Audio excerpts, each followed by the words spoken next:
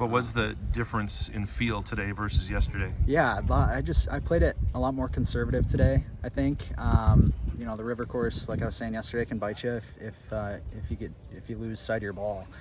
So I just tried to keep it in front of me today. Hit a lot of 3-irons off the tee. Even if the hole was off or in driver, just to keep it in the fairway. And it was a lot of center of the fairway, center of the green. Let's 2-putt. If we happen to roll one in, great. If not, let's keep it stress-free on the par. So, yeah. You've only made 2 bogeys, I think, in 36 holes. Yeah, dang hole number 10s are getting me. So, So it's another just 1 bogey round today. Hit a great shot on 10. It's just a really hard hole. It's a 220-yard hole, dead into the wind, and hit a 4-iron that started up the left side of the green and just caught the bunker on the left side there. So I think I did the smart thing and kind of chunked it out to 15 feet back up the hill and just didn't get it to drop. But good swing, nothing. Can't complain too much about it. If you're making 1 bogey around the river course, I think you're doing all right. So, how comfortable are you sleeping on the lead, and what are you going to do tonight to relax and unwind? Well, the good news is there's a ton of golf left. So, there's a lot of things that can happen tomorrow with 36 holes ahead. So, I think that's a little bit different. Maybe takes a little bit of the stress off knowing that you have that much ground or that many holes to make up for yourself if you do make a mistake out there. So, I'm comfortable right now, so I don't think I'll be, stressing over it too much going into tonight and waking up tomorrow morning. So, what will you do tonight? Yeah, well, we've been. I think we'll keep the routine the same. We'll probably go out to dinner with my parents and Philly, my caddy, there, and then we'll go back to the Airbnb. And we've been playing some dominoes at night, so try to keep the trend going. Hopefully, it brings some good golf. Was last year the year that you were part of that 3-way tie for the lead after 2?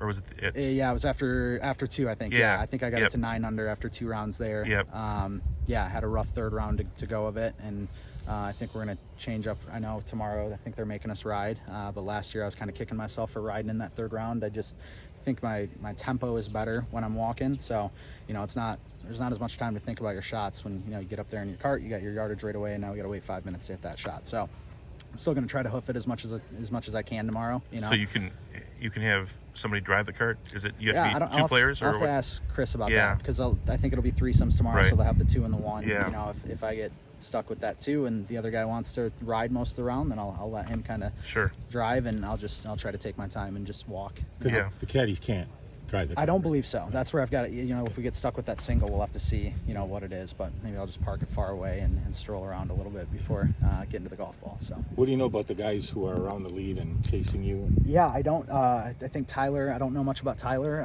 I don't know if I've met him before. Maybe just playing in some of these events I have. Harrison Ott, I've played with him at Century World a couple years ago, so know him fairly well. We played those final rounds together. And then obviously Cam, great player. So we'll see. He's got a lot of golf left to go today, so we'll see where he ends up at the end of it. But it should be a fun day. Hopefully some good golf. I mean, if I go out there and play good golf and somebody plays better, I can't, tip my cap to them. But I just want to stay in my own lane, play my game, and if I play well, I think good things will happen. But if somebody plays better, then hats off to them. So. Yeah. What is the competition level like here in something like this versus say the Michigan Open, and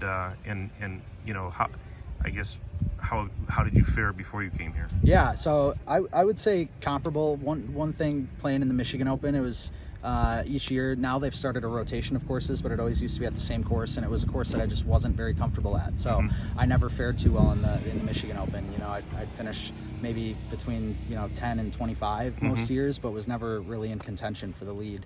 And that's been why this has been a tournament that I look forward to every summer, just because I feel comfortable, and the rotation of golf courses we get to play is you can't beat it for a state open, right? The first 3 here are incredible, and next year we're at Tuckaway, and we've got Milwaukee Country Club in the mix. So it is incredible that these clubs are so generous to host us, and we get to play at major championship venues, which is awesome. Which course was it in Michigan that they hosted for the? It was up at the Bear in Traverse City, so it's a Jack Nicklaus resort. They've got a couple courses up there, but yeah, it's just a lot of kind of target golf type shots. So fairways end, and you can't push it up there further if you wanted to, and a lot of undulating greens. And so just I think just playing a couple not great rounds up there. I just was never really comfortable at it. So I think they told Jack to make that as hard as he could, and Yeah. it's like a 150 something slope. yeah, I right? think it's up there. Yeah, when you play it all the way back for sure. Yeah, And what does your wife do at Erin Hills? she's a merchandiser and retail manager there. Okay. So yeah, Do you guys ever play there?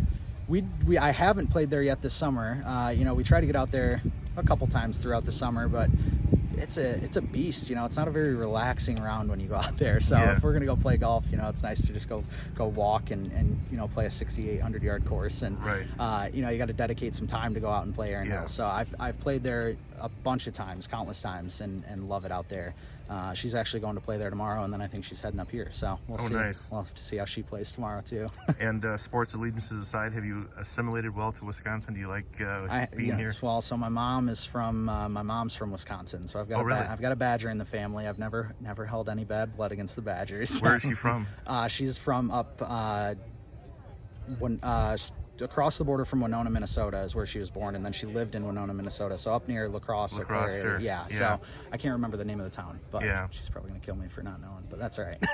Is your wife a good player? She is, yeah, yep. So she's been practicing a lot too. She's playing in the section championship coming up in September. So we that was kind of nice. We were kind of both practicing together to get me ready for this and her ready for the section championship. So I'll be out there looping for her. Awesome. Yeah. Wow, that's awesome. Yeah. Well, great job today, Yeah. Sam. Thank you.